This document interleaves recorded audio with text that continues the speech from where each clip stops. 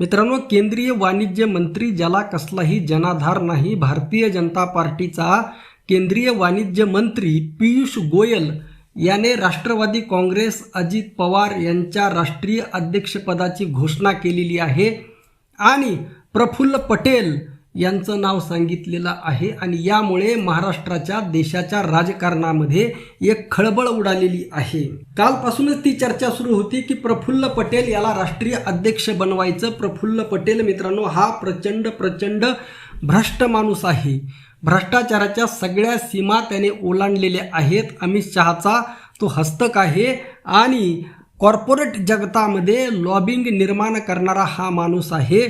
भारतीय जनता पार्टीसाठी एक प्रकारे लॉबिंग करणारा हा माणूस आहे आणि हा जर NCP अजित पवार गटाचा राष्ट्रीय अध्यक्ष होत असेल तर राष्ट्रवादी काँग्रेस अजित पवार गट संपला म्हणून समजा, कारण आता याचा मालक डायरेक्ट एक गुजराती झालेला आहे। म्हणजे ज्या महाराष्ट्र धर्मासाठी छत्रपती शिवाजी महाराजांनी स्वराज्य उभा केलं, ज्या महाराष्ट्र धर्मासाठी येथील महामानव शाहू फुले आंबेडकर वारकरी साधू संत लढले, एवढा मोठा त्याग केला, हा ज्या महाराष्ट्र धर्माने संपूर्ण देशाला दिशा देण्याचं काम केलं, ज्या महाराष्ट्र धर्माने प्रबोधनकार ठाकरे घडले, तो महाराष्ट्र धर्म आज एका गुजरात्याच्या अधीन झालेला आहे। लक्षात घ्या, हे फार मोठं भयानक संकट महाराष्ट्रावर घोंगावत आहे। म्हणजे यामध्ये कळत न कळत 100% देवेंद्र फडणवीस यांचा हात असण्याची शक्यता आहे, कारण देवेंद्र फडणवीस यांच्या सहमतीशिवाय हे होऊ शकत नाही।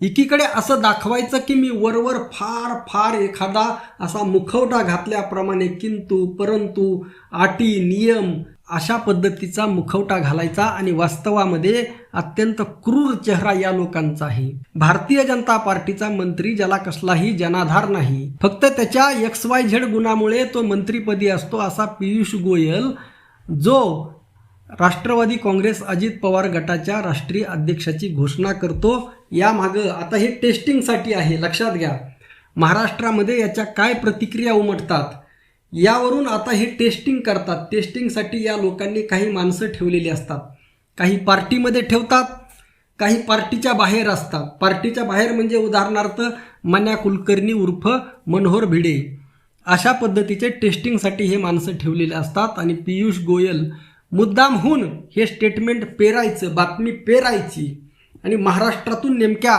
काय प्रतिक्रिया येतात हे पाहायचं। आणि मित्रांनो, यानंतर बघा थोड्या वेळानंतर अधिकृतपणे ह्या सगळ्या गोष्टी समोर येतील। म्हणजे यांनी हे ठरवलेलं आहे, आता वेळ आलेली आहे। लक्षात घ्या, आता वेळ आलेली आहे। राष्ट्रवादी काँग्रेस पक्षाच्या कार्यकर्त्यांनो, बघा तुम्हाला एका गुजरात्याचं गुलाम व्हायचं का? राज ठाकरे यांनी कालच विधान केलं होतं, राज ठाकरे यांनी कालच विधान केलं होतं की राष्ट्रवादी काँग्रेस सारख्या रांगड्या पक्षाचा, रांगड्या म्हणजे अस्सल मराठी म्हणजे मराठा म्हणजे 18 पगड जाती छत्रपती शिवाजी महाराजांच्या काळामध्ये मराठा हा शब्द संपूर्ण बहुजन समाजासाठी वापरला जात होता, किंवा आपलं जे राष्ट्रगीत आहे त्यामध्ये सुद्धा मराठा हा शब्द संपूर्ण महाराष्ट्रासाठी वापरला जातो।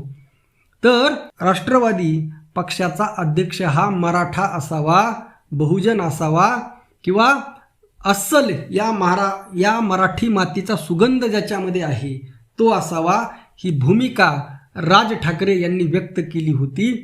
परंतु त्याला डावलून चिंधड्या उडवून राज ठाकरे यांना हे अगोदरच कळलं होतं।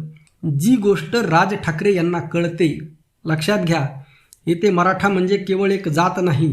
राज ठाकरे यांना जी गोष्ट कळते ती गोष्ट येथील लोकांना कधी कळणार, येथील महाराष्ट्रवासियांना कधी कळणार? जोपर्यंत हे तुम्हाला कळणार नाही, काय म्हणले राज ठाकरे, राष्ट्रवादी काँग्रेसचा अध्यक्ष पटेल नाही तर पाटील हवा, लक्षात ठेवा।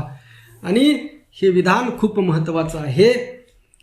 याला म्हणायचं महाराष्ट्र धर्माविषयी असणारं प्रेम, आणि ते प्रेम प्रत्येकाच्या हृदयामध्ये निर्माण झालं पाहिजे। मी कोणत्याही पक्षाचा समर्थक नाही, मी याच्या अगोदर अनेक व्हिडिओमध्ये अजित पवार यांच्यावर सुद्धा टीका केलेली आहे, शरद पवार यांच्यावर टीका केलेली आहे, राष्ट्रवादी काँग्रेसवर टीका केलेली आहे, अगदी राज ठाकरे यांच्यावर सुद्धा टीका केलेली आहे, शिवसेनेवर सुद्धा टीका केलेली आहे. जो चुकेल त्याला बोललं पाहिजे, हे लोकशाहीचं लक्षण आहे. मी बोलत आहे केवळ आणि केवळ महाराष्ट्र धर्मासाठी, लक्षात घ्या. आणि हा महाराष्ट्र धर्म ही आपली अस्मिता आहे. हा धर्म जर तुम्हाला लक्षात ठेवा, हीच घटना जर तमिळनाडूमध्ये जर झाली असती तर बघा तिथले तमिळी लोक कसे रिॲक्ट झाले असते. आणि म्हणजे अस्मिता काय असते तमिळी लोकांकडून शिका. परंतु आपले लोक या गुजरात्यांचे, आणि तुम्हाला जर अजूनही जर डोक्यामध्ये जर हे बसत नसेल, लक्षात येत नसेल, तर मित्रांनो, ज्या पद्धतीने इंग्रजांनी 150 वर्ष राज्य केलं त्या पद्धतीने आज तुम्ही एका गुलामीच्या खाईमध्ये ढकलले जात आहात, लक्षात घ्या.